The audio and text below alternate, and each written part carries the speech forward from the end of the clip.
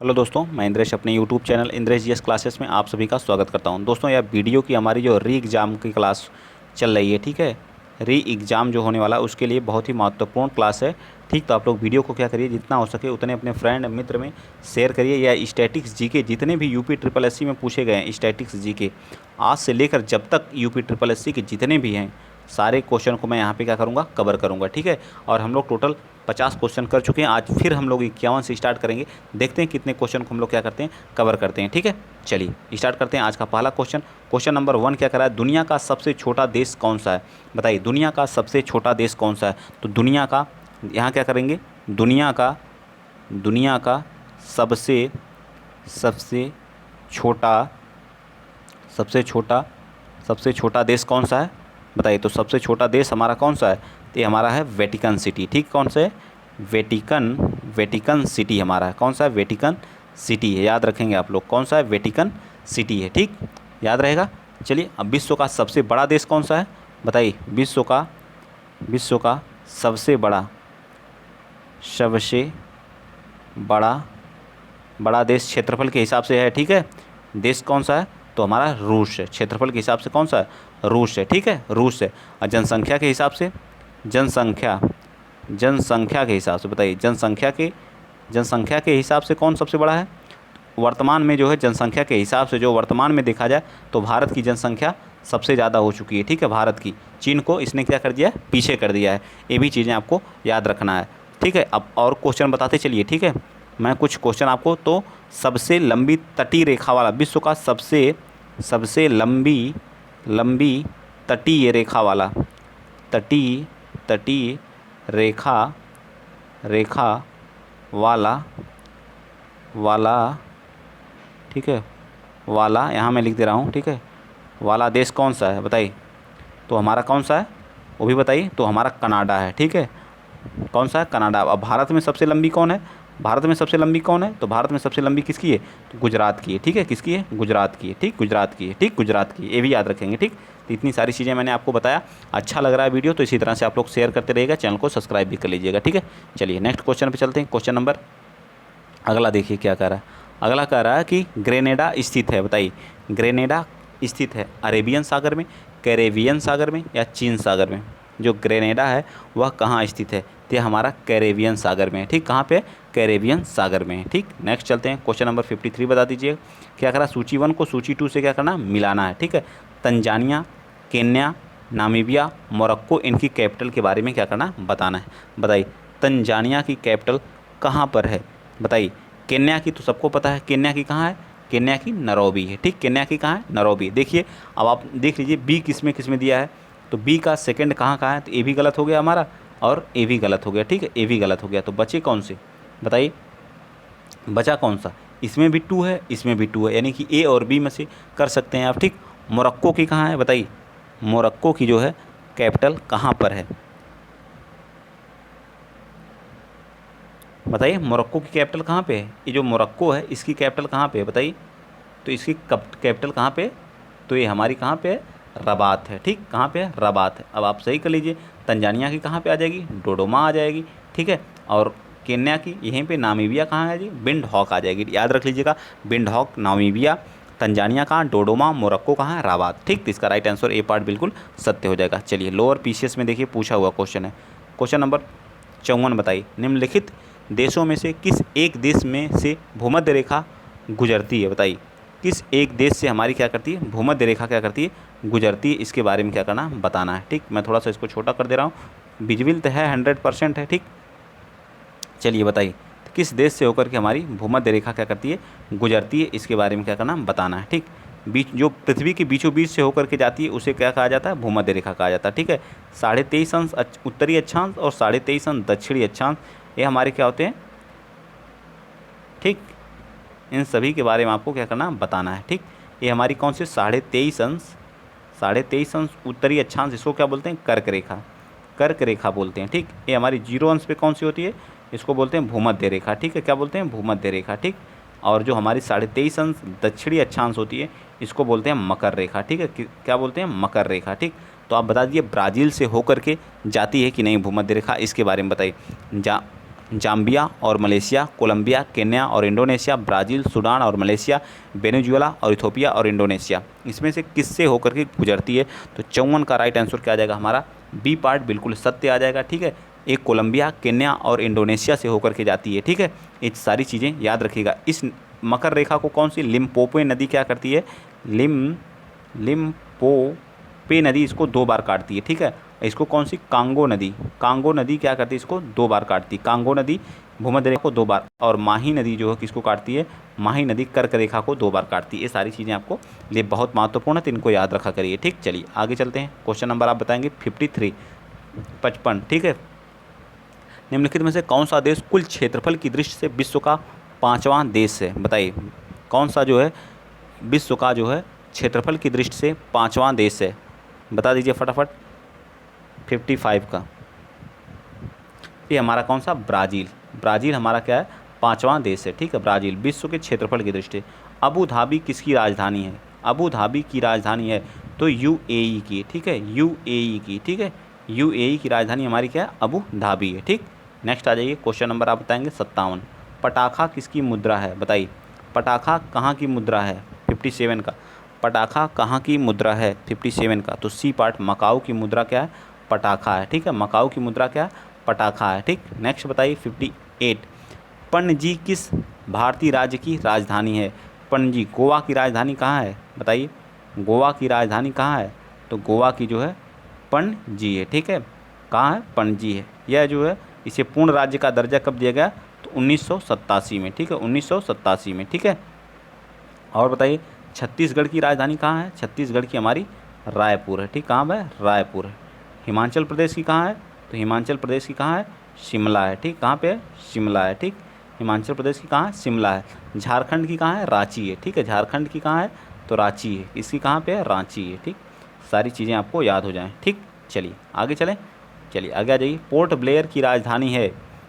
बताइए वन रक्षक 2018 में पूछा पोर्ट ब्लेयर किसकी राजधानी है? अंडमान निकोबार द्वीप समूह की है पोर्ट ब्लेयर है, या दादर नगर हवेली की है, या फिर इसकी है, या पुदुचेरी की है, या तो हमारा किसकी है? लक्षद्वीप की राजधानी कहाँ है? बताइए लक्षद्वीप की राजधानी पोर्ट ब्लेयर है। सही बता रहा हूँ या मैं गलत? 59 का बताइए।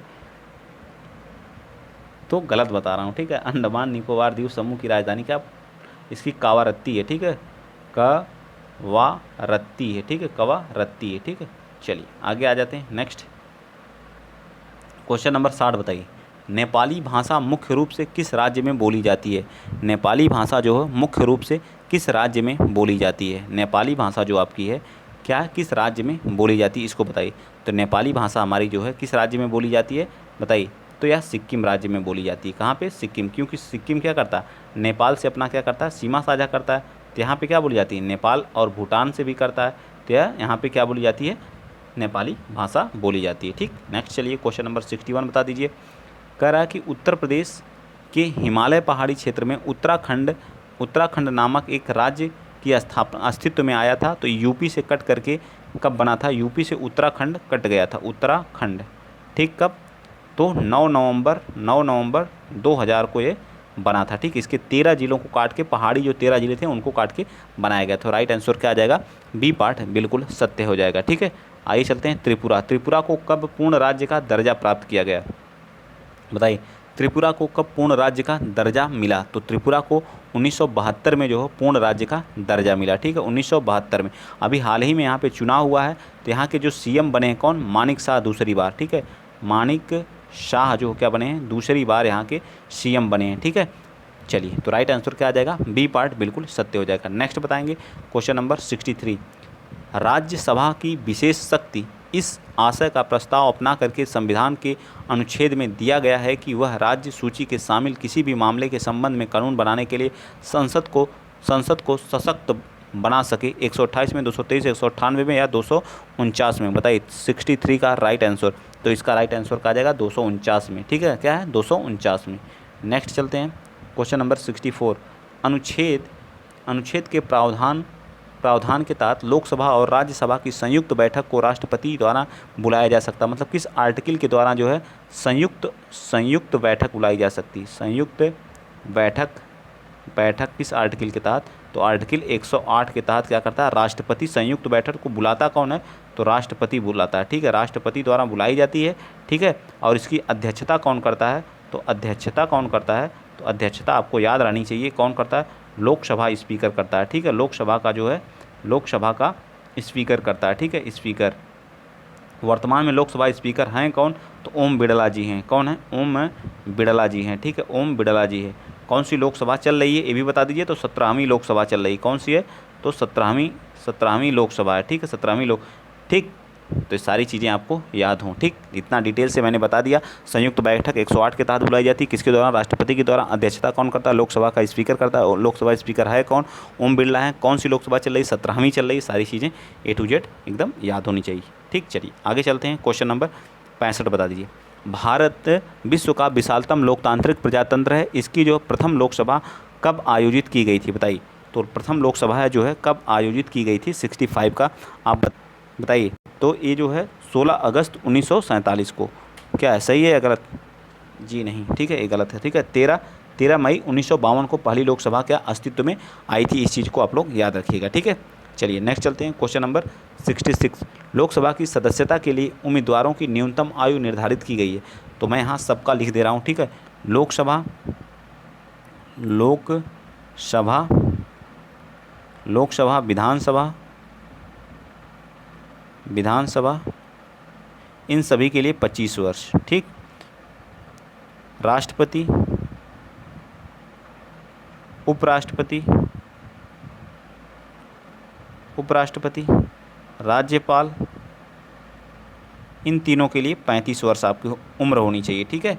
और राज्यसभा और विधान परिषद का सदस्य बनने के लिए आपको 30 वर्ष चाहिए। और यूपी जैसे पंचायत का चुनाव लड़ने के लिए आपको कितनी चाहिए, 21 वर्ष चाहिए, ठीक है। और वोट देने के लिए 18 वर्ष, ठीक। चलिए आगे बताइए, क्वेश्चन नंबर कह रहा है 67। क्या कह रहा है कि निम्नलिखित में से कौन सा संसद का कार्य नहीं है। संसद विधायी कानूनों और वित्तीय कार्य करती है, धन बिल को बजटीय कार्य, इसके अलावा यह कार्यकारी को भी नियंत्रित करती है और इसकी जवाबदेही सुनिश्चित करती है हमारी संसद।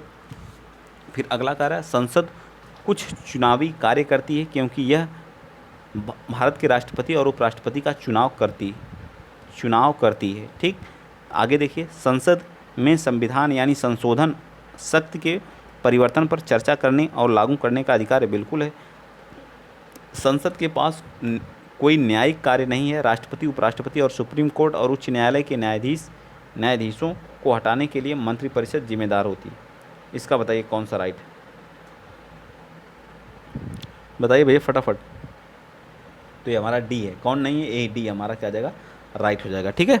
चलिए आगे चलते हैं, क्वेश्चन नंबर आप बताएंगे कौन सा। ग्राम विकास अधिकारी में पूछा है, देख लीजिए 2018 मुश्तरा उतना बड़ा क्वेश्चन करा। लोकसभा या विधानसभा चुनाव में खड़े होने के लिए उम्मीदवार की आयु कम से कम कितनी होनी चाहिए, अभी मैंने बताया था 25 वर्ष, ठीक है। 21 वर्ष किसकी होनी चाहिए, 21 वर्ष जो ग्राम प्रधान आपके होते हैं, ग्राम प्रधान की उम्र होनी चाहिए, ठीक है, ग्राम प्रधान की, ठीक, ग्राम प्रधान की।